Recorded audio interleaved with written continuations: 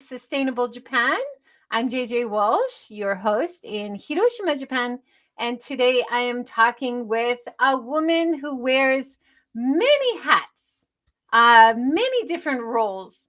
She is a film producer, she is a nonprofit founder, she is an activist making the Michinoku Coastal Trail in Tohoku more sustainable.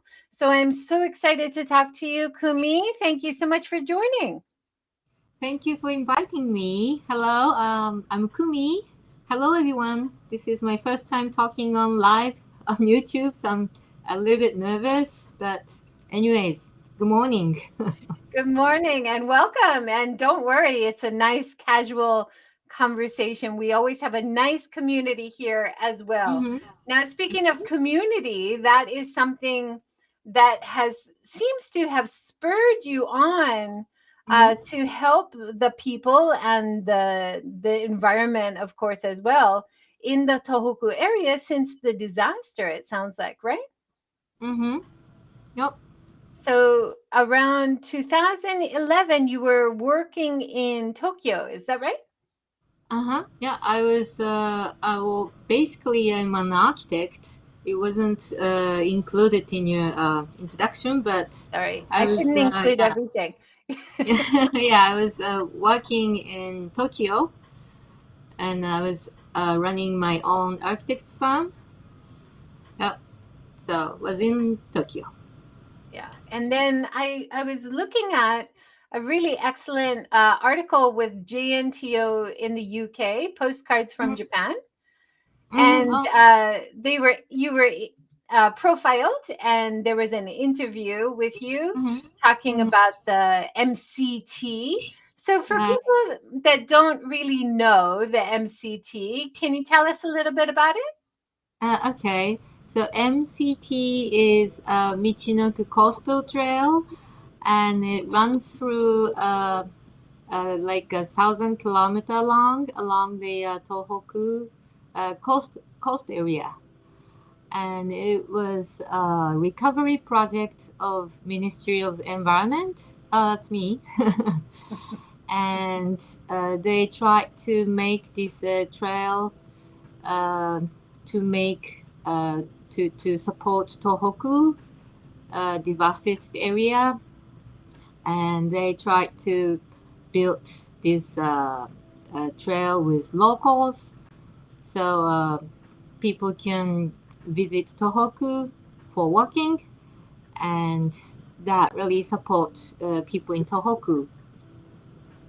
So Yeah. that's mission. So many Mhm. amazing views along the way. So in kilometers, it's 1,025 kilometers or 600 miles, right? Yes, yes, yeah, it's about something like that, right? And you say at the end here, I love this. The whole Tohoku area is 70% mountain. I didn't Mm-hmm. realize that. Uh-huh. Well, basically, Japan is covered with mountains, and that's like 70%. And Tohoku area is, yeah, more maybe. Iwate is 70%, and yes, maybe a lot of mountains and hills and woods, and it's really beautiful.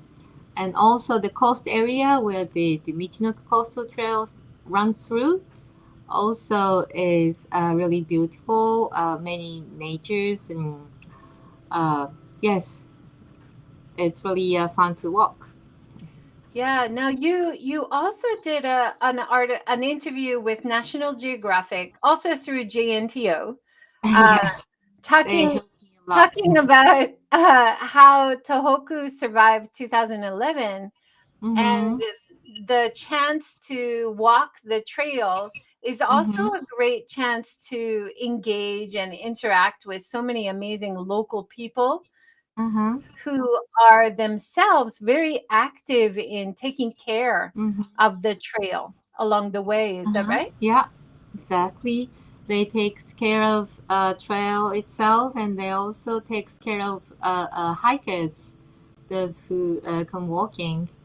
Because since it's such a long walk, um, the hikers need help from people along the trail, and that makes really nice communication with hiker and locals. And some, yeah, so if you walk once the Michinoku Coastal Trail, many hikers go back after they walk because they meet so many locals and they are so nice, and they it's like they give you some teas and they invite you home. So there are just so many good communications happens while you're walking. So a lot of hikers becomes a fan of Tohoku, and they go visit again and again and again. And some people even uh, move to live to Tohoku.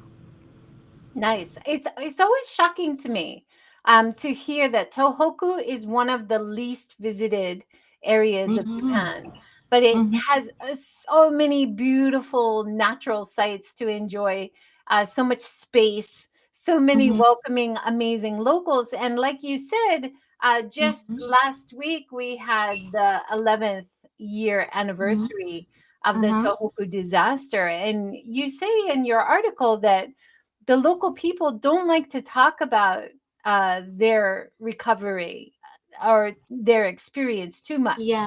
It's Yeah. painful, but when visitors come from the outside, it's easier Mhm. for them to talk, and they are very welcoming and very grateful that people come and visit their Right. area and want to talk about it and want to support them just by being there. And I thought that was Mm-hmm. really powerful. Yeah. The reason why they don't want to talk about the disaster within the community is because you never know the person who sit next to you has lost his wife or son or daughter or mother or father. So you really never know. So the person really hesitates to talk about the disaster. It's kind of scary thing. If you know you start talking to him about disaster, he maybe doesn't really want to remember. Does it make any sense? Yeah, yeah, absolutely. I am based in Hiroshima, so Yeah. we understand, Right. the Mm-hmm. balance that you want to learn, you want to engage with local people, but you don't want to make them relive it, right? Like it's a really painful experience Yeah. of their past. But if you are a traveler or hiker, then this hiker is not supposed to be a victim. So it's a little bit easier for people to talk about the disaster. And I think they want to talk because it was such a huge, it gave them such a huge impact. And through talking, it release your mind a bit. If you talk about like bad memories or something that happened to you, talking and listening really helps you.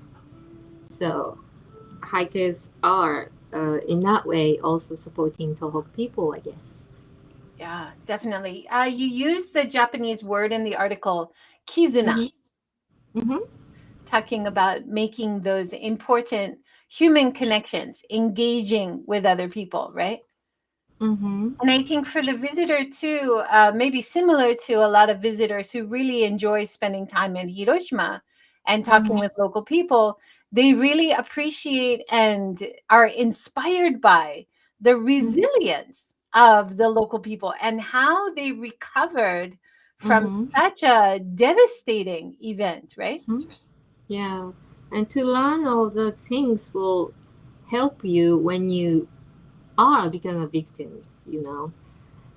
It's just to know all these things will support when it happens to you, I think. So it's really important to convey, to talk about things to the others, or and you need to have this attitude to listen to people. And if you have this attitude, and you can learn a lot from those people who have survived from the disasters, I guess. Yeah, definitely. You also talk about the local culture, that Mm-hmm. there's like special dances, over 1,000 special Yeah. dances in the area. Uh-huh. Uh-huh. It's so Yeah, it's really interesting. I beautiful. didn't know that. Now, oh, I can send you a book. We just made a nice book talking about this folk dance. It's like a deer dance and sometimes tiger dancing, and they each villages or each community has this traditional folklore dancing, and it's really beautiful. And it supported also the people after the disaster, because they lost everything, but this dancing remains in inside of you. And when they hear this rhythm, they remember how it was before, and they can remember all the memories of what they had before. So this traditional performance also supported Tohoku a lot. And it's really beautiful. I want you to see. Yeah, I want to see it too. I want you to tell us, maybe we can put it in the show notes, the link to the book, or the link Mm-hmm. to where we might see some of the dances.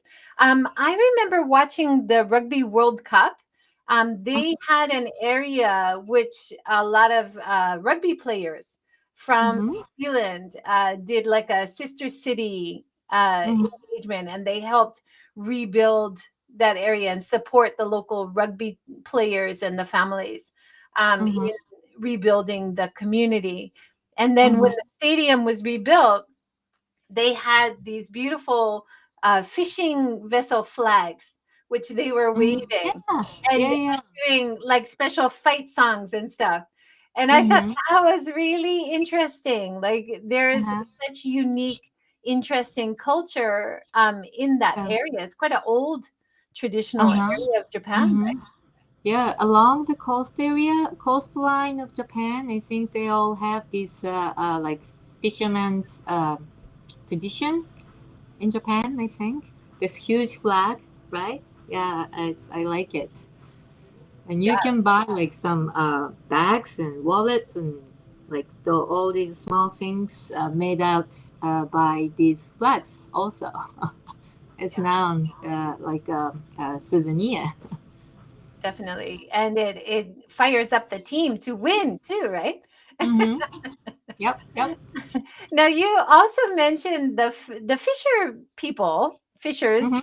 Mm-hmm. They have their own unique culture. They do special ceremonies or Mm-hmm. festivals before they go out to sea, because traditionally going out to sea was very dangerous. So Right. they also have those traditions that people doing the trail or in the area might be able to see, right? Mm-hmm. Yep. Like it depends on the area, but if you go to Kesenuma, which is in Miyagi Prefecture, in autumn, you can see like hundreds of fishermen's ship going out to the ocean, and all the ship with this huge flag on it, like many flags on it, and a wife and kids on a uh, on this side, and they waving their hands to the father and kids crying.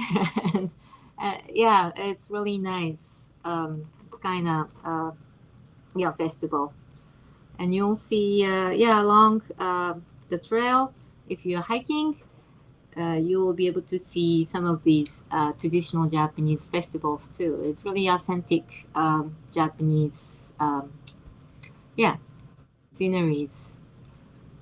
I want to show this video of promotion video that your Mm-hmm. group did for the trail. It's Mm-hmm. so gorgeous. Yeah. Right. So Uh-huh. on this YouTube channel as well, you've been doing some live talks during coronavirus, have you? YouTube. Uh, I saw a live talk as well, right. Uh-huh. talking about the Uh, trail. we are doing a lot, and in February, yes, we did one small show on YouTube, and yeah, we were talking about the trail, and just like a week ago, we also were talking about the trail. Now I'm trying to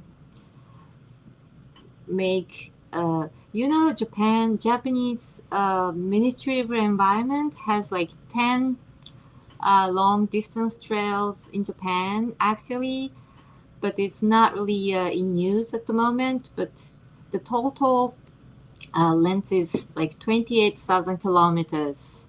I can't calculate how much miles is that, but it's really long. But it's not in use. But I think trail project is really sustainable, sustainable tourism and sustainable for it will bring sustainable community also. So I'm trying to make them alive. So Yeah, that kind of talk show I'm also doing. nice. When you talk about making sustainable trails, what exactly are you talking about? I interviewed a woman who, for example, she's doing a tour guide, which is part of a Mm-hmm. hiking tour. Mm-hmm. And before they're doing the hiking tour, they're working with locals to fix the trail so that the Mm-hmm. locals can benefit from a better hiking trail, and it's better for visitors and Mm-hmm. bringing people on the tour. Oh, here's Mm-hmm. the fishing Yeah, boat, yeah. right? Yeah, and this is another festival. Guys all going to the ocean, and this tiger dancing happens together. Yeah. Wow, Oh yeah. gorgeous. So So well. is that what you're working on as well? To fix the trail is part of Mhm. the sustainable trail idea. Right, and just like you say, if the trail is fixed well, maintenance well, then more people will come, and the hikers will appreciate that they are walking in such a nice trail, and So another, they I just saw that she was putting a ribbon on the tree. yeah, So it's as a also trail marker, right? Another part right, of so you don't get lost. I hate getting lost. So very Mhm. important for me. Yeah, so that lady is a local a people, and she's also supporting this trail to be nice and fixed. So it's really uh, good for hikers, and hikers also support maintenance the trail together with locals. So there is another communication with locals and trail hikers, and this good mm, circle goes up. Yeah, and then also, like you mentioned, if you wanted to hike the whole trail, which Mm-hmm. is very long, it's over 1,000 kilometers or 600 miles long, Mm-hmm. it would take you about 50 days. So even Yeah. if you're hiking along the way, you're Mm-hmm. probably using local shops, Mm-hmm. eating at local eateries, Mm-hmm. engaging with locals. So you also contributing to the local economy, which Right. also helps these communities Mm-hmm. survive, right? Mm-hmm. Yeah. So well, some hikers go all the way through 1,000 kilometers, but many hikers use trails like for 1 week or for 2 days. But they, since it's 1,000 kilometer long, many people wants to complete, so they go many times to Tohoku, and they would stay the inn, stay hotels, stay ryokan, and some people and since they stay on the trail for 24 hours, they are like living on the trail. so they consume. So just like you say, economically, it's really supporting Tohoku also. So many communication with locals, and economy-wise, it's good. And also, locals will realize that what they see every day is really nice, and they learn it from hikers. Because hikers will say, "Oh, such a nice view! Oh, not such a nice culture and nice history and everything." But for locals, it's just everyday life, so they don't realize it's such a precious thing. But so this communication with hikers and locals also helps people to be more proud of their community, and it's also one side. It's good about trail. Yeah, that's so important, isn't it? I remember the first time many years ago that I visited the zero waste town of Kamikatsu, and I Mm-hmm. had the chance to talk to some local people, and I was just raving about Uh-huh. sustainability and zero waste. And they're like, "You like it? You're interested Yes, in yes, that?" exactly. And I was like, "Absolutely. This is amazing what you're doing." Uh-huh. And then they Mm-hmm. started saying, "Oh, maybe it is interesting." So I Yeah. helped them realize that they are living Mm-hmm. in a special place. So that made me feel Uh-huh. good. Uh-huh. So like even if it's foreigners would say that somehow locals, Japanese locals, gets more proud.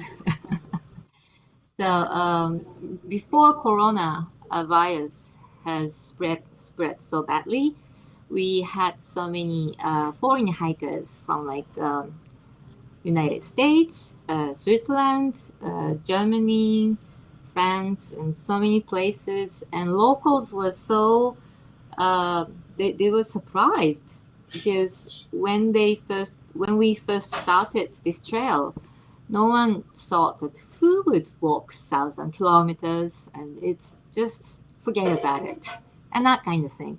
But after they saw many hikers, not only foreigners but Japanese hikers, they realized that, oh, so people come and walk.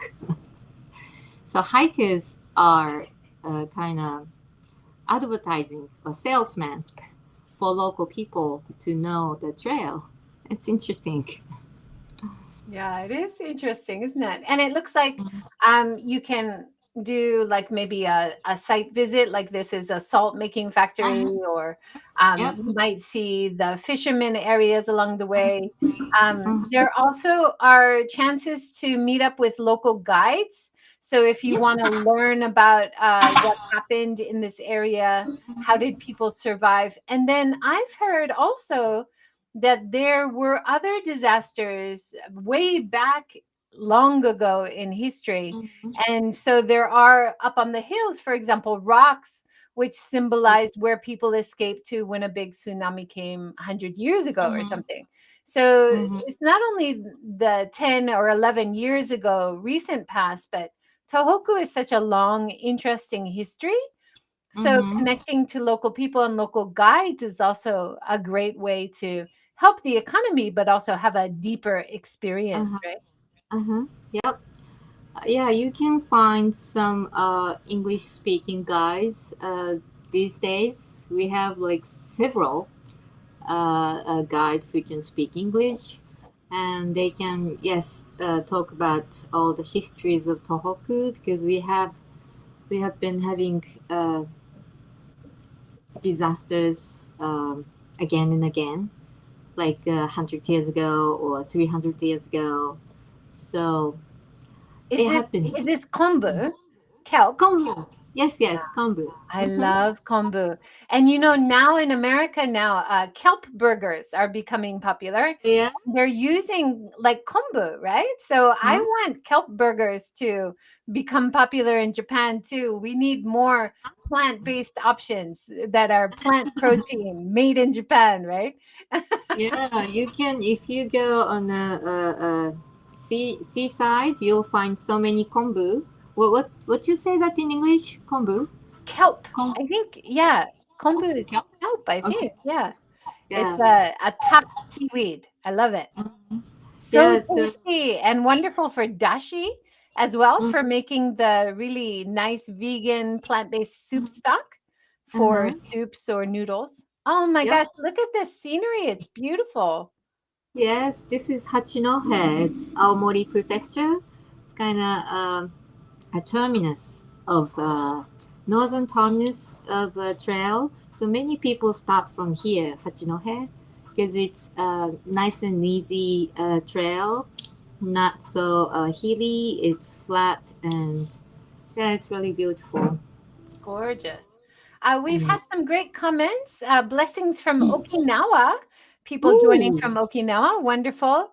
Oh. Enrique says, awesome videos. Looks like Mm-hmm. amazing adventure for digital nomads. Very good. Right. Yeah. Thank you. Mm-hmm.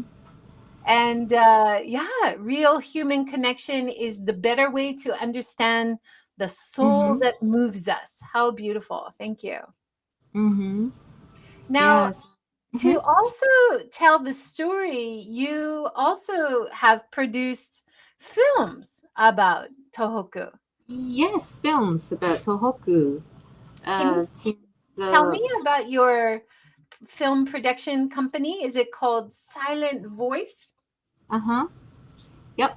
It's production is a really really small production, and we only do produce films when the directors really wants to uh, create something that we can uh, agree on.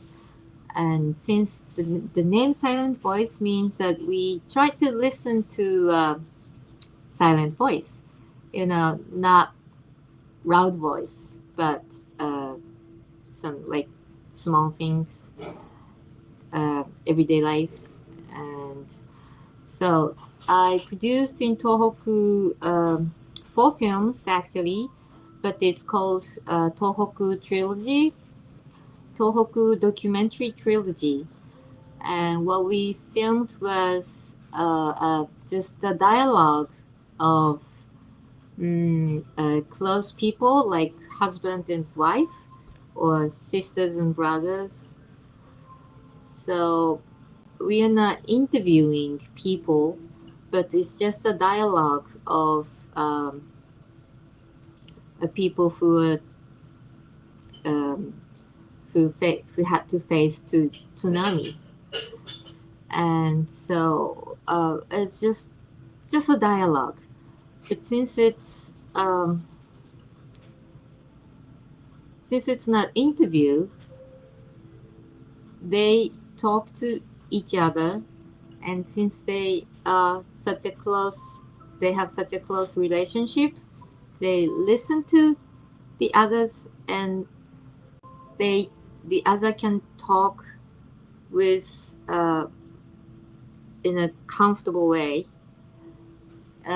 It's a little bit difficult for me to. Also, these are like yeah, the people who are in the film, and they what they talk about is what they were doing on that day, 311, and what they have been doing since before 311, and what they have been doing until now.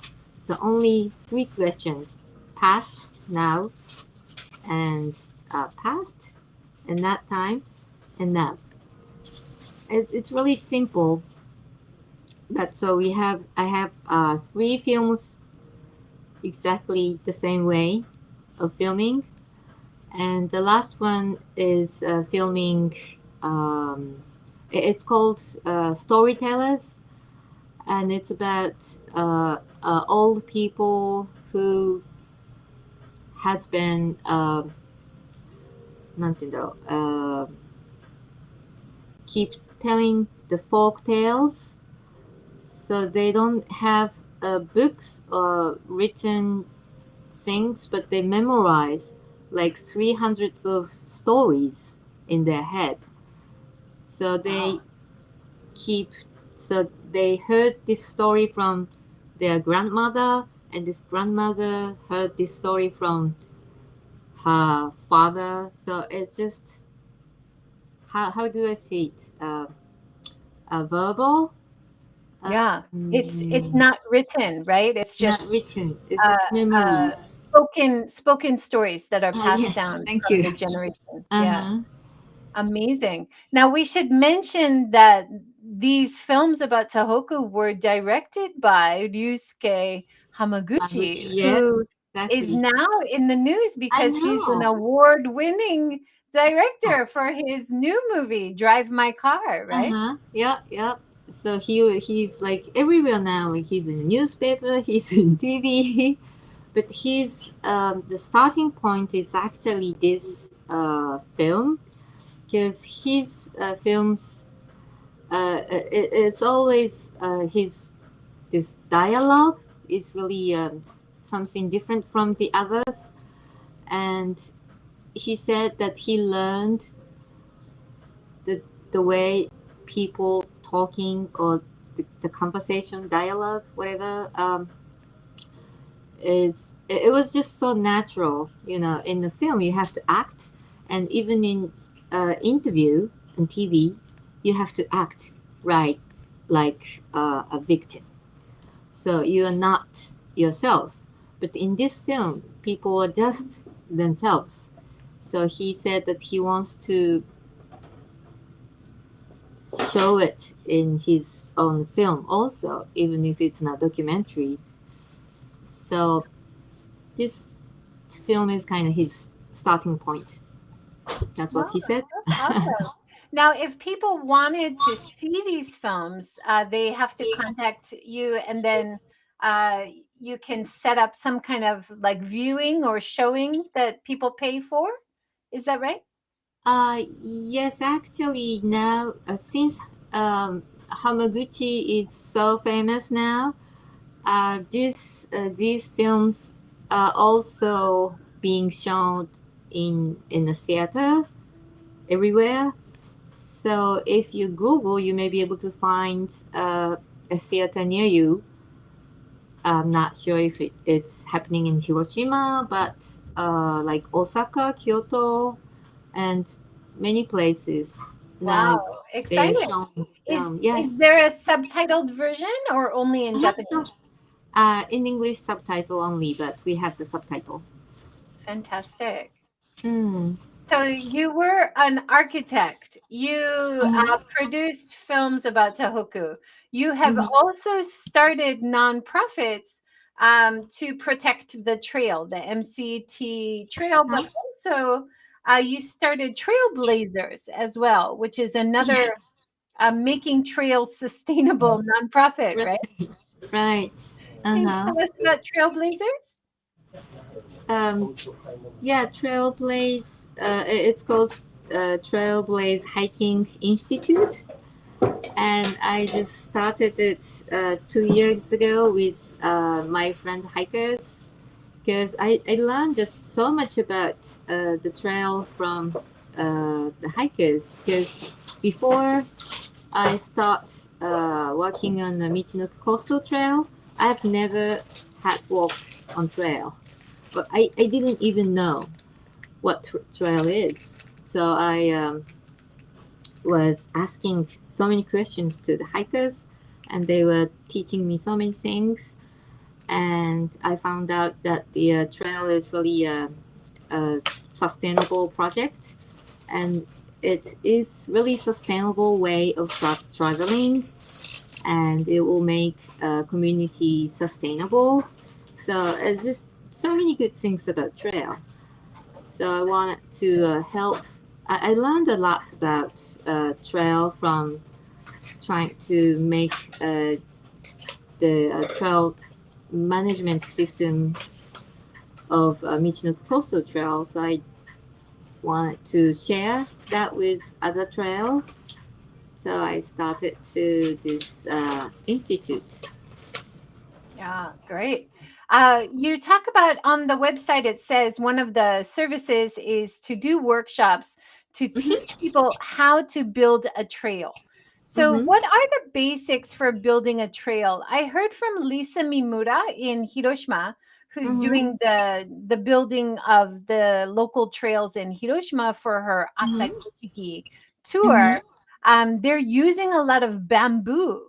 Is Oh, that also the strategy, or tell me a little bit? How do you build a trail? uh, there is just so many ways of building trails, and it depends on where. And if and trail doesn't have to be only in the mountains, so it can be in a town, in a city, and mountains and forest. So it depends where you want to make your trail, but usually, or at least the trails that I have involved is using um, not new ones. We are not making new ones, but like old road, which older people were using. So just Now, I've you know. I've heard when I visited Tokushima recently, there was a Mm-hmm. local guide who took us on what they call the akasen, the red line. Right? Yeah. And he said these were the old traditional routes the locals Mm-hmm. used. Of course, they didn't use the road because it takes too long. They Mm-hmm. would use these routes that pass through the mountain trails. Is that kind of Mm-hmm. the same idea, that to make Yeah. use Yeah. of existing Uh-huh. trails? Yeah. So like if you now we have so many tunnels and a paved road for the car, but before that, only the way we move was on your foot, you know. So there are so many old road, street, and some old man told me that they used to use this mountain road to go to elementary school, and I think it took like 2 hours for them, but that was just normal. And there are so many old roads are existing in the mountains and hills. So, well, especially Michinoku Coastal Trail tried to use that kind of road, but still, we need to maintenance. So I've never used bamboo, but if the area has a lot of bamboo, then they can use it, I think. That makes sense to use what you have in the local area, of course. Yeah, Most of Japan has a lot of bamboo, and it's I. troublesome, right? Uh, Uh-huh. because it But grows yes, too it's fast. good. Uh-huh. So I Yes. think that's why people use bamboo. It's a Uh, fast growing crop, right? mm-hmm. Yeah. Even 1 year it grows so fast. So fast. Uh-huh. Another part, like you mentioned, is having trail maintenance. So Mm-hmm. once you have a trail, uh, Mm-hmm. do you train people in the local communities how they can help to keep the trail in good condition? Mm-hmm. Yep.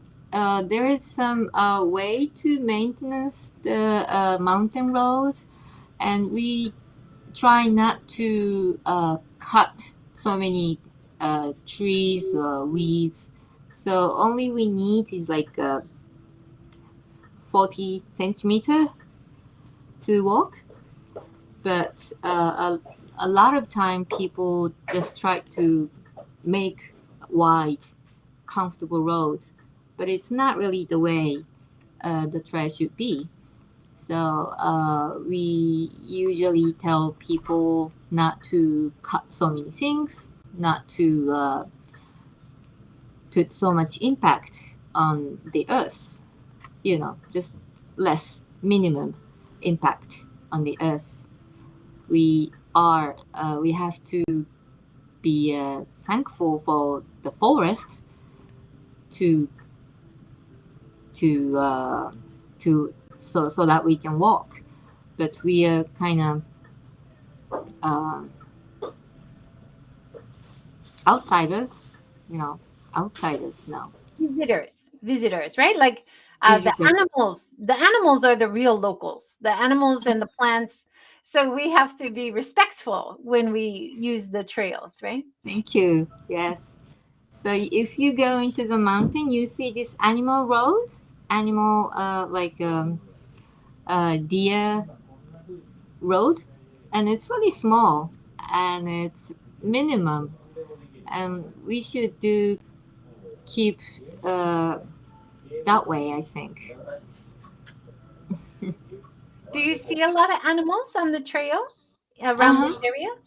Yep, we have deers and some bears and rabbits. Yeah, many animals, and you I see. remember when we were hiking in Hokkaido, we had to Mm, have a bell on our bags to yeah, warn the bears. Hokkaido, they have a huge bear, so it's a little bit scary. But we have smaller bears. Tsukinowagu, moon, something. Yeah, it's really small. Um, mm, So is it quite. pretty safe if people wear a bell or something? The animals stay away. They don't have to worry too much. Yeah, and make noise. For me, You I'm know, always talking anyway, so that's a good distractor. Yeah, that's right. try to Talking, be quiet. They have singing. some quiet time too, but yeah, keeps the animals away. Uh, yeah, as long as you don't bump into a mother bear and the kids bear, and if you get right in middle of it, and it's a little bit dangerous, but it doesn't happen so much. Yeah, But there is a danger. It's in the nature, wild wilderness. of So course. there's We are always we are guests. We have to realize we don't own that area. We are just visitors, right? no, yeah, and you can learn a lot of things by walking trails. And maybe it's more popular or common in the States or Europe because many people go for hiking a lot. But Japanese people doesn't really go into the mountains, so outdoor is not so popular. Well, of course, now these days we have this coronavirus, so many people starting to go camping, but basically hiking for a long distance is not so popular activities in Japan yet. Yeah. But But it I will. always I always see Japanese locals out hiking. I think you have a great hiking culture in Japan. Yeah, Yeah, really? and I even when I was younger, I would hike in Kyushu, Uh and huh. I'd be struggling up a mountain, really steep path, and I would Uh huh. get around the corner and be like, "Oh, I did it! You know, I'm young, I'm healthy." And then I'd see a lot of people in their 80s, Mm-hmm. don't even have proper hiking shoes, and they've been up there and like, "Oh, look fine," and Uh huh. so genki, like This really is so genki, pretty. amazing. Yeah, older people would hike more maybe because they only have yeah, and a lot of like so Michinoku Coastal Trail. Main hikers are like on their 60s, 50s, 60s, or 70s, or even 80s, and they are main hikers. So older people tends to walk more, I think. Yeah, maybe. Yeah, you're right though. We need to get young people out enjoying hiking more, Uh-huh. Yeah. enjoying being in nature. That's so important, right? Uh-huh. Yeah, I think for trail can be used for education for kids. Also, they can learn so many things from the nature and the woods from the sea, from the river. So if you are facing to the nature, it is so much safer than Absolutely. living in a city. And we all need to escape crowds, right? Now during coronavirus more than ever. Yeah. Another thing you started is you were doing a quarterly newsletter, Uh-huh. Shinsai Regain. Can you tell us Uh-huh. about that? Yes, this is a newspaper about uh, protecting yourself from disaster It gives you some information how to escape or how to what to prepare and all these things so that you can um, help yourself from the disaster. And I started this in 2012 after 2000, yeah, after the Great East Japan earthquake. I, since I'm an architect, my main job was to save life or, you know, make people's life comfortable. But then after this disaster happened, I was really shocked that I can't really do much of anything as an architect. I couldn't really help anybody. So I decided to give people information to prepare. Can you hold on a sec? Yep. しんくんうるさい。しんくんうるさい。Sorry about this. Yeah, I'm working with a hiker, and he has a nice voice. Yeah, so yeah, he was just talking a little bit loud. But yeah, so I decided to make a newspaper to let people to prepare for disaster, and that's how I've been doing. And now I'm introducing Michinoku Coastal Trail also, and because it's also you can learn a lot about disaster if you're walking the Michinoku MCT. You can see, since you're walking step by step, you see a lot of remainings and ruins of from the disaster, and you can feel it by yourself. So it's really different from um knowing disaster from the media, mass media. You can learn it by yourself. So I really like to, in that sense also, I want people to walk the trail. So this newspaper is for people to keep their lives from disaster. Yeah. No, it's so useful and important to have that kind of practical information because you never know when the disaster might happen. So it's good to Yeah, be prepared, right? right. And there's so many informations in the internet. If you Google, you can find so many information, so many useful information. But if you don't Google, you will never see that information. So that's why I'm trying to make this newspaper uh, as a newspaper, Like not in in the the web. printed Yeah, printed form, yeah. Do right. you find that a lot of local people still don't really use the internet so much, like older Well, people? older people maybe, but now they have the smartphone, so I think they are much more. Yeah, they are using internet like for the past 5 years. It's increasingly changing. I think because when a foreign hiker came to visit Tohoku, I was asking those locals, like ryokan, the people at ryokan or a grocery store, are you okay with these foreigners? And then said, okay, I have this Google translator and all the things, so we are fine. That's what they were saying. So I think if you go to Tohoku, I think you can communicate with locals. And even some older lady uh, talks to you in Japanese, and they were having conversation with Japanese, one side speaking Japanese and the other side speaking English, and they looked happy.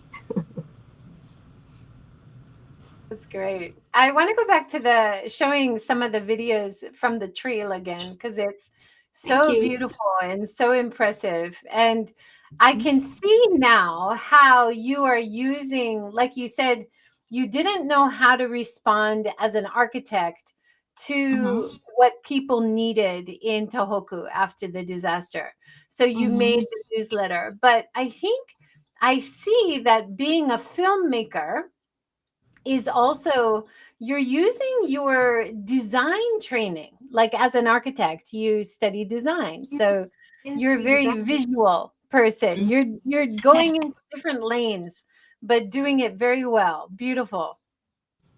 Yeah, so I think my skills from architect is really useful for making films or making trails or making newspaper because it's always like teamwork.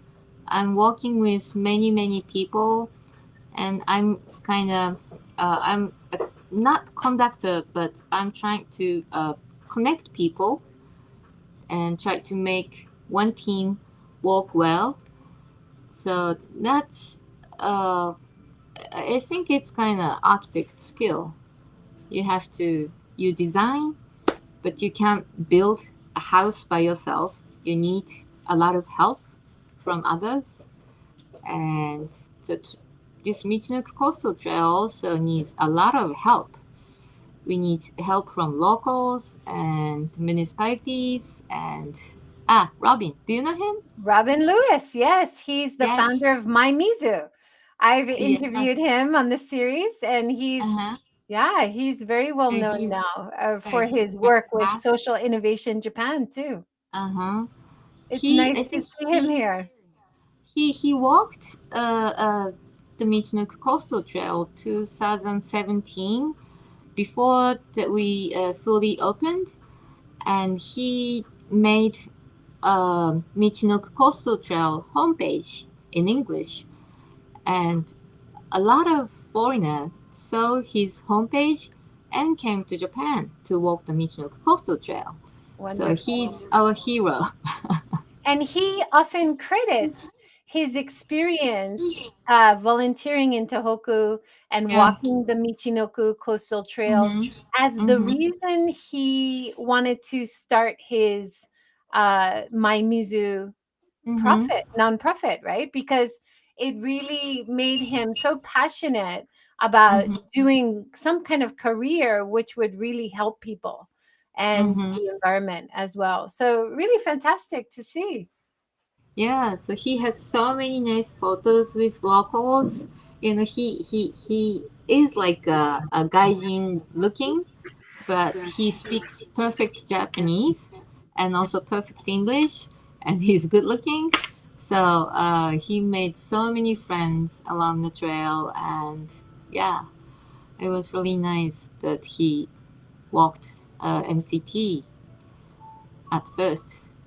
It's amazing to see the differences. Like from the north of the trail, you've got the Mm-hmm. really like prehistoric jagged cliffs, and then Mm-hmm. you've got beautiful beaches and Mm-hmm. the islands off the coast to the like the scenery really changes uh, Yeah. really distinctly. And you talk about the best seasons to do the Mm-hmm. trail. So you said from March, so from this month, March Mm-hmm. to June is a great Right. season, and then Mm-hmm. September to December. Mm-hmm. Is it August. just too hot in July and August to hike the trail? Well, it depends. Depends on a person, but well, you know, if you like hot summer, you know, you're from Hawaii, then it might be fine. But for me, it's a little bit too hot to walk in July and August. But yeah, this season from March to June is like fresh green coming out, and so many flowers blooming, and you can walk with this cherry blossom. If you start like in April, you can see uh, many cherry blossoms, and it's really beautiful, and many other flowers. And in winter, all the leaves fell down, so you can see the ocean really well. But if you go walk in summer, since there's so much green, so you won't be able to see the ocean. But still, it's nice also. If you're okay with hot climate, it's fine. Yeah. It's depends on how you like to hike. And even if it's really hot days, like I'm an early riser. Mm-hmm. So I would get up super early and Mm-hmm. hike on a hot day and then take the middle of the day off. Like plan to be in a shady spot or Mm-hmm. inside somewhere Yeah, that's a good enjoying the idea. cool. Yeah. Yeah, that's a good idea too. It Yeah. looks so stunning. You're doing such great work. We have about 5 more minutes. Mm-hmm. Is there anything we haven't talked about that you'd like to talk about? Oh, yes. If you can come to walk the Michinoku Coastal Trail, we are recommending to have a map because the signpost is not really perfectly set yet. So, not try not to get lost. You should have the map. That's I need to tell, I guess. Yeah, that's very good advice. Very good practical advice. Is there like a lot of people are not using like paper maps anymore? Mm-hmm. How is the service? Like if people using their cell phone as a Google map or something, is the cell service pretty good along the trail? Yeah, you can. If you go to our homepage, you can download the GPS file, so you can download the route in your own map. So and it's Which free. homepage? You have so many. The Yeah, MCT? Michinoku Okay. Trail Club. Yeah, this site, Okay. and it says about ex- Oh, this about one, the hiking map book. yeah, route. It says, I'm sorry, it's all in Japanese. Yeah, hiking maps, data book. And underneath that one, The data book. nope. Can you go back one? Uh, it looks like this when you download it. No, no, this is map. You have to buy maps, but if you go back, then can you go back Yep. one click and go and underneath this hiking map and data book, it says a GPS data. Yes, here. Okay. And it says GPS data. You can, if you click that, you can download. If you go down, further down, you can find the download link. Okay. Yeah, great. I Yeah, see it here. here. This green button says download. Fantastic. Yeah, so you don't have to buy maps. But if you Very buy good. maps, this revenue goes to a maintenance of the trail. We we put 5% of the revenue to use for the maintenance of the trail. So we are welcome for you to buy the map also. Nice. Are there any sections of the trail? I know you recommend if you can't do the whole thing, of course. Some people just want to do certain parts. Are there any certain parts of the trail which are accessible to people in wheelchairs or any barrier-free areas? Um, mm, yeah, it's a little bit difficult for me to explain where, but there are a certain point that you can go on the wheelchair also. Nice. And Or with a stroller, like if you have kids or something too, right? uh-huh. Yeah, I'd like to yeah, support people who are in a wheelchair or who has some difficulties. Yeah, we Well, have. Mm, there's so it's such a long trail over 1,000 kilometers. And mm, we talked to, of course, Angela Ortiz and Nicholas Petas, who had done a cycling along, mm, like near on the roads, but near the mm, trail and mm, also along the coast. So there are a lot of great cycling to enjoy in the area as well. definitely would recommend people get in touch with your information on YouTube and your website. We'll put all the Yeah. links below. Mm-hmm. And also look out for the movie Mm-hmm. that you made with Ryusuke Hamamoto. I would love to see those. Yes, Amazing. please. Thank you. Thank Mm-hmm. you so much for sharing your information, and please keep up the great work. Thank you so much. Thanks everyone for joining. Have a great day. Have a great day. Thank